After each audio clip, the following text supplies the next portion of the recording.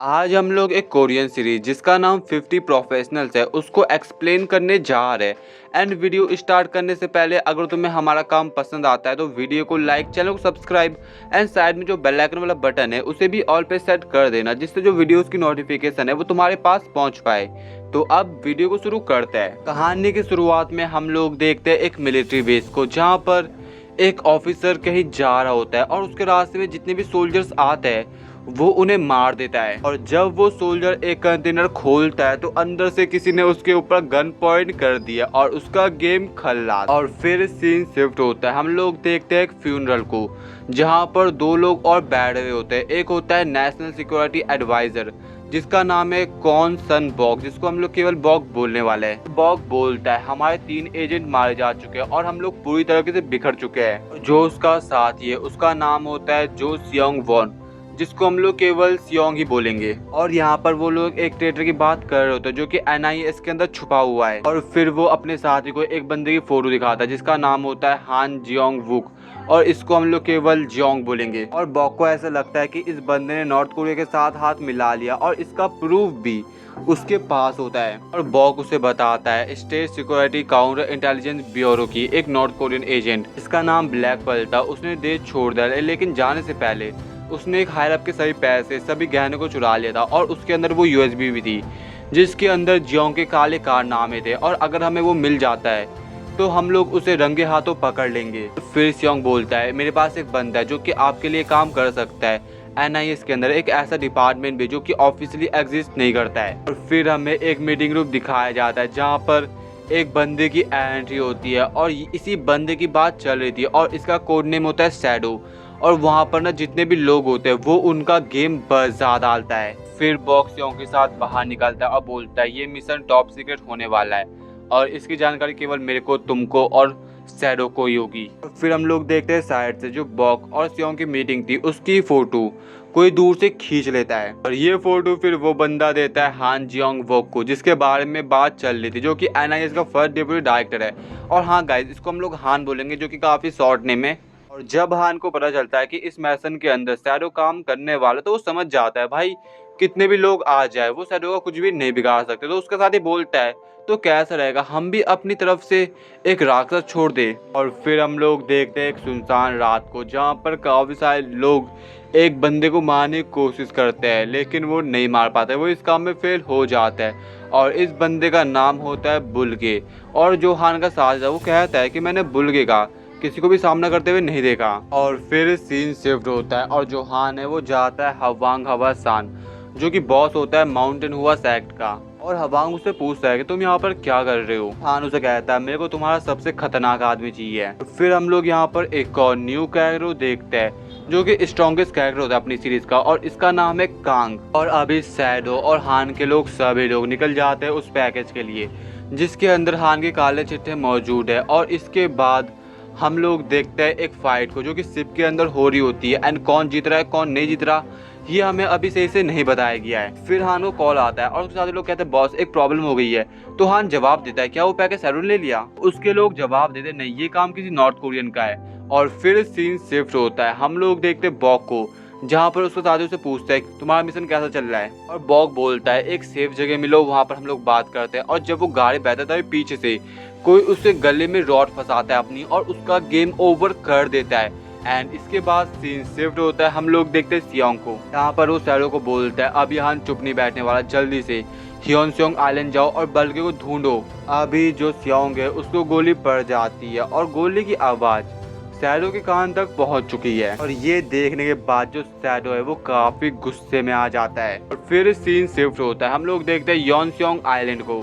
यहाँ पर हम लोग एक टाइम स्किप देखते हैं और जो शैडो है वो अभी थोड़ा बूढ़ा हो चुका है और वो डॉक्टर के पास आता है और डॉक्टर से कहता है कि तुम्हें मेनोपॉज है, इस बीमारी के अंदर उसे तनाव होगा, कमजोरी होगी, जो उसके टेस्टोस्टेरोन लेवल है वो कम होंगे। दूसरी तरफ हम लोग देखते हैं बुलगे को जिसके सामने एक औरत होती है और उसे कहती है तुम्हें अभी क्या दिख रहा है। तो बुलगे जवाब देता है मेरे को काफी सारे लोग दिख रहे हैं जिनको मैं पेल रहा हूँ, कोई मेरा सामना कर नहीं पा रहा। और फिर उसके सामने और बोलती है अपनी आंखें खोलो, और बुलगे अपनी आंखें खोलता है और वो औरत जवाब देती है मैंने कहा था ना कि इतना मूवीज मत देखो, जब भी कुछ पूछती हूँ कहीं ना कहीं तुम बॉम्ब डिफ्यूज कर रहे होते हो। और यहाँ पर ना ऐसा लग रहा है मेरे को कि जो बुलगे की याददाश्त है वो कमज़ोर हो चुकी है या वो भूल चुका है कुछ। और तीसरी तरफ हम लोग देखते हैं हवांग और कांग की मीटिंग को, और जो हवांग है वो अभी जेल में बंद होता है, लेकिन वो कांग से पूछता है क्या तुम्हें कुछ पता चला? तो कांग जवाब दे नहीं, मैं इस काम में फेल हो गया। और हवांग उसे कहता है हार मत मानो, एक ना एक दिन दरवाजा तुम्हारे लिए ज़रूर खुल जाएगा।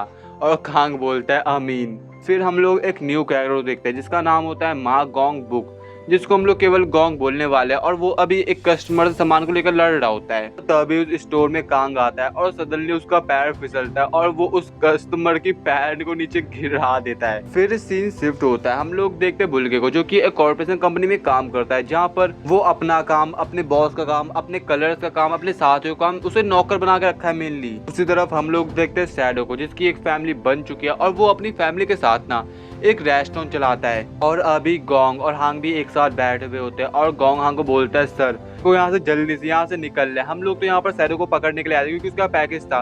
और ये देखिए मेरे को ऐसा लगता है कि शैडो को कुछ करने की सोच रहा है, क्योंकि उसके ज्यादातर मूवमेंट चाइनीज रेस्टोरेंट के आसपास है। तो कांग उससे पूछता है क्या तुम अभी भी उस रेस्टोरेंट में नजर रखे हुए हो? तो जोंग बताता है हाँ ये मेरा काम है। और फिर कांग गुस्से में कहता है वो उसकी शादी हो चुकी है, वो अपनी लाइफ अच्छे से बिता रहा है, वो क्यों उस पैकेज को ढूंढेगा? अब जोंग भी उस पर अपना सारा भड़ास निकालता है और वहां से निकल जाता है। फिर सीन शिफ्ट होता है, हम लोग देखते हैं हान और उसके अंकल को जो कि न्यूज देख रहे थे, जहाँ पर जो हान है वो इस आइलैंड के लिए बड़े बड़े काम करने का भाषण मार रहा होता है, जो चीज सैरो को पसंद नहीं आती है, और वो न्यूज बंद कर देता है। और फिर इनके बीच पॉलिटिकल बातें चलती है, लेकिन तभी सैरो के पास उसका ससुर आता है और उससे बोलता है कि इस जगह जाओ और इधर डिलीवर कर दो। तो सैरो बोलता है शायद ये काम मिस्टर किम को करना चाहिए, और उसका ससुर बोलता है नहीं वो ये नहीं कर सकता। और मिस्टर किम बोलते हैं क्यों, क्या वो जगह? और फिर उसका ससुर बोलता है आई मीन सैरो का वो हेवनली कैपिटल ही है। और वो सैरो को ये भी ऑर्डर देता है कि उन्होंने हमसे काफी सारा उधार ले रखा है, तो जब तुम उधर जाओगे तो उधर सारा उधार वसूल करके आना। और फिर सीन शिफ्ट होता है, हम लोग देखते हैं दो ऑफिसर्स को जो कि बात कर रहे होते हैं कि एक नई प्रोसिक्यूटर यहाँ पर आई है। तो जब वो लोग प्रोसिक्यूटर के बारे में बात कर रहे होते तभी उस जगह प्रोसिक्यूटर भी आ जाती है। और दूसरी तरफ हम लोग देखते हैं शैडो को जो कि हेवनली कैपिटल पहुंच चुका है, और जब वो डिलीवर करने के लिए उस रूम के अंदर घुसता है तो वो नोटिस करता है कि आसपास पैसों की डील हो रही है, वो भी काफी सारा पैसा। और फिर शैडो कस्टमर को ऑर्डर देने से पहले उसे कहता है आज के ऑर्डर और पहले के ऑर्डर को मिला के तुम्हारे 5,78,000 वॉन होता है। फिर उसके सामने लोग कहते हैं मेरे पास पैसे नहीं है, इसे उधार में लिख लो। और शैडो कहता है ये फिर आसपास जो पैसे वो क्या है? और फिर उसके सामने वाला बंदा बोलता है क्या तू जानते ये पैसा किसके लिए है? अगर एक भी रुपए गायब हो तो वो हमें छोड़ेगा नहीं। और फिर उस जगह एक टेंस माहौल हो जाता है, जहाँ पर लग रहा है कि अभी शायद शैडो की फाइट होने वाली है, बट तभी शैडो फाइट को इग्नोर करके उन्हें फिर से उधार दे देता है। और दूसरी तरफ हम लोग देखते प्रोसिक्यूटर को जो कि उस घर में छानबीन कर रही थी जिस घर में एक लड़की ने अपना गेम ओवर किया था, और जो उसके साथी लोग वो कहते हैं क्या नॉर्मल कॉमन सेंस वाला केस नहीं है? एक लड़की, एक डिप्रेस्ड लड़की जिसने अपना गेम ओवर कर दिया फांसी लगा के। फिर प्रोसिक्यूटर सोचते हैं कि अगर किसी को अपना गेम ओवर करना हो तो वो बिना नोच छोड़े इवन खाने के बर्तन धोते धोते उसके बीच में क्यों अपना गेम ओवर करेगा? और फिर प्रोसिक्यूटर अपने साथी से बोलती है आपने बोला था कि जो यहाँ रहने वाली औरत थी वो ऊपर वाले पड़ोसी से झगड़ती थी। इसके बाद वो लोग ऊपर वाले रूम में जाते हैं जहाँ पर होता था हाँ आपने सही कहा, जो नीचे औरत रहती थी वो मेरे से झगड़ती रहती थी। और फिर हमें पास्ट का पल दिखाया जाता है जहाँ पर वो मोटा डांस कर रहा था अपने साथियों के साथ, लेकिन तभी वो औरत आती है उसके कमरे में और उसे बिखार देती है, इवन उसके हाथों तोड़ देती है। इवन वो उसे वीडियो भी दिखाता है कि जो उस औरत ने मारा था उसे, उसके उस वीडियो के अंदर 25 मिलियन व्यूज आ चुके हैं। और अब वहाँ पे उन्हें कुछ मिलता नहीं है, जिसके बाद प्रोसिक्यूटर वहाँ से निकल जाती है। और फिर सीन शिफ्ट होता है, हम लोग देखते हैं शैडो और उसकी जॉइंट फैमिली को जो कि खाना खा रहे थे। एंड इसी दौरान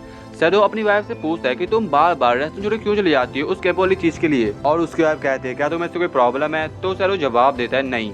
और जब उसकी वाइफ पूरे मतलब रेस्टोरेंट खर्चा देख रही थी, आई मीन बिल चेक कर रही, तब वो नोटिस करती है इसके अंदर तो जो हेवनली कैपिटल है उन्होंने काफी सारा उधार करा हुआ है। और इस चीज को लेकर वो अपने डैड पर चिल्ला रही होती है। एंड उसका डैड बोलता है अरे ये गलती तो तुम्हारे पति की है। तो फिर पैसों को लेकर उनके बीच कलेश होता है, लाइक कि उन्हें अपने बेटे को ही पढ़ाना है, उसे अच्छी एजुकेशन देनी है, उन्हें गुजारा करना है, वो तो कुछ कर नहीं रहा, सारा काम उसकी वाइफ कर रही है। एंड ये सब सुन के सदो काफी परेशान। एंड देन वो घर से निकलता है एंड चले जाता है एक रिलीफ जगह में जहाँ पर वो दारू वगैरह पीता है। और फिर सीन शिफ्ट होता है, हम लोग देखते हैं प्रोसिक्यूटर को जो कि उस क्राइम प्लेस में फिर से आती है। इन्वेस्टिगेशन करने के लिए। और उसे वहाँ पर एक रूम, एक जगह मिलती है जहाँ पर काफ़ी सारी चीज़ें लिखी हुई थी, काफ़ी सारी चीज़ों के बारे में बताया गया था। एंड लास्ट में ना योंगस्योंग आइलैंड लिखा हुआ था, लेकिन अभी चीज़ जो डिटेल में वो हमें नहीं बताई गई है। और फिर सीन शिफ्ट होता है, हम लोग देखते हैं बुल्गे को, जो कि अपने थेरेपिस्ट के कहने पर अब वो लड़की वाला भेस ले लिया है। और तभी उस घर में एक बंदा आता है जिसका नाम था नामिल, और वो उसे देखकर ना काफी डर जाता है, बोलता भाई तुम मुझसे दूर रहे, मैं उस टाइप का इंसान नहीं हूँ। और बुल्गे उसे कहता है क्या तुम्हें अभी भी याद नहीं है कि मैं कौन हूँ? तो निम बोलता है भाई मैं तेरे को नहीं जानता, और जब तू मेरे पास आता है वो बहुत अजीब फील होता है, और दादाजी ने तेरे को इसलिए अपनाया बिकॉज उनका दिल अच्छा था। और फिर बुल्गे उससे पूछता है वैसे तुम मेरे को ये बताओ कि तुम स्कूल क्यों नहीं जा रहे और घर क्यों नहीं आ रहे, क्या कर रहे हो तुम? निम बोलता है तुम्हें इससे क्या लेना देना यार, काश मेरा जैकपॉट लग जाए फिर मैं यहाँ से निकल जाऊंगा। और तभी बुल्गे कहता है क्या तुम जुआ खेल रहे हो? और निम डर जाता, बोलता है नहीं नहीं मैं ऐसा नहीं खेल रहा। फिर बुल्गे देखता है कि जो उसके घर का कागजात है वो उधर है ही नहीं। दूसरी तरफ हम लोग देखते हैं सैडो को, जो कि अपनी वाइफ को बोलता है मेरे को ऐसा लगता है कि जो हमारा बेटा है ना हमें उसे यहाँ पर भर्ती करना चाहिए। लेकिन फिर से जो उसकी वाइफ है ना वो उस पर चढ़ जाती है, और तभी सैडो नोटिस करता है कि उसे किसी का कॉल आता है, एंड ये होता है हेवनली कैपिटल वालों का। और इसके बाद वो बोलता है मैं ऑर्डर देने जा रहा हूँ, और फिर वो लोग पूछते हैं किसका?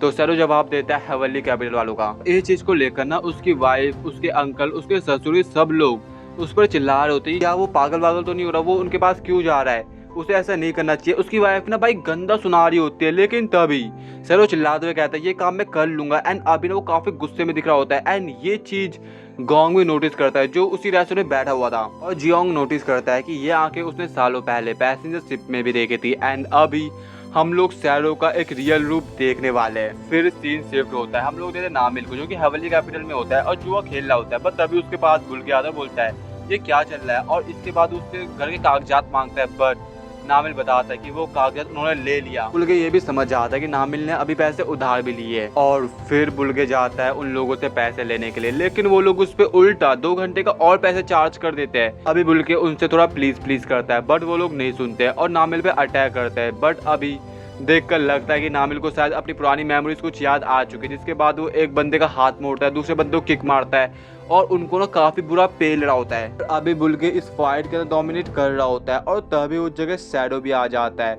और वो सोचता है बुल्गे यहाँ पर क्या कर रहा है। और तभी उसे वो पास्ट का पल याद आता है जब उसने बुल्गे के साथ फाइट करी थी। और इसी के साथ ही जो ये अपना एपिसोड है वो खत्म हो जाता है। गाइज आई होप कि तुम्हें इसका पहला एपिसोड पसंद आया हो, और अगर तुम इसका दूसरा एपिसोड भी देखना चाहते हो कमेंट में बता दो, तुम्हें इसका दूसरा एपिसोड भी देखने को मिल जाएगा। तो अब हम लोग मिलते हैं नेक्स्ट वीडियो में, तो अभी के लिए बाय बाय।